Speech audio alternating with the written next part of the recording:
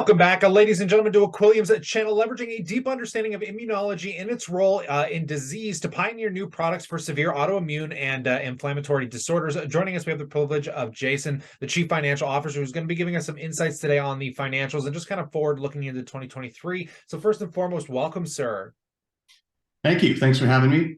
And a pleasure to get you on. So I guess we'll just dive right down into this with first and foremost, kind of based off your last filings. You guys are in a really robust spot during this tumultuous market. I mean, you've got 48 million in assets, of which 25 million in cash against about 20 million in total liabilities. Do you kind of want to talk about what we're going to see into the end of this year and kind of how that cash spend goes moving forward into 2023?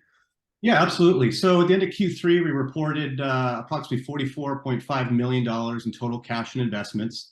Our operating burn was approximately $13.1 million. Based on that cash we have on hand, the cash that we expect to receive from the Ono transaction, both from the upfront payment as well as the ongoing itolizumab R&D funding, starting back to July 1st, we believe we're going to be in a strong position to fund our operations for over 2 years, and importantly, through a number of really important clinical milestones upcoming in 2023, including top-line data from our lupus nephritis study that we expect in mid-year 2023, as well as data readouts from our clinical studies of EQ101 and 102, potentially next year as well.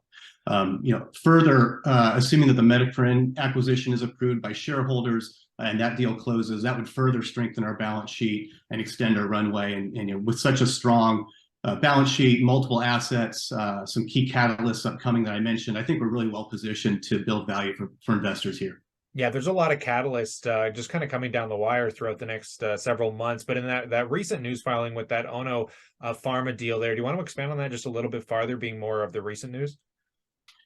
Yeah, sure. So in the fourth quarter, we entered into a partnership with Ono Pharmaceuticals. They're one of Japan's leading pharmaceutical companies.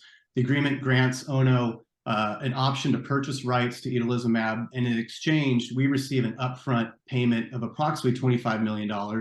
And we're also eligible to receive approximately $137 million in the option exercise fee and downstream milestones. Also, very importantly, as part of the agreement, Ono has agreed to fully fund Equillium's continued R&D of itolizumab going back to July 1st and extending through their exercise period. So we're extremely pleased by this partnership with Ono.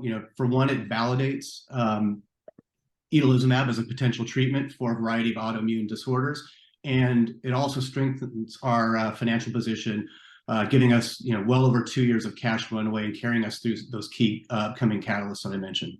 I definitely appreciate those insights. Very clerical. And just to kind of finish up here from a broad view perspective on your diluted shares here, do you want to just kind of give some idea into the cap structure between insider, institutional, and retail ownership?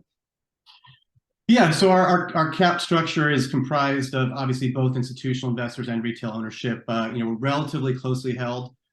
Institutional investors are comprised near the top of the cap table. Some very savvy institutional investors have sizable ownership stakes. They've been very durable in terms of their commitment to the company. We're also held to a fair degree by retail ownership as well. Insiders, in fact, own a significant percent of the cap table as well, which is important to note based upon kind of our financing history. I appreciate those insights. This has been a really well-rounded conversation, and I appreciate your time here, Jason. So I'll pass the question off to the viewers. We'd love to know what you guys think about this in that comment section below. Consider subscribing, because as news comes down the wire, we're going to continue to update you here. But stay cool, stay awesome, folks. And as always, we look forward to catching you in the next one.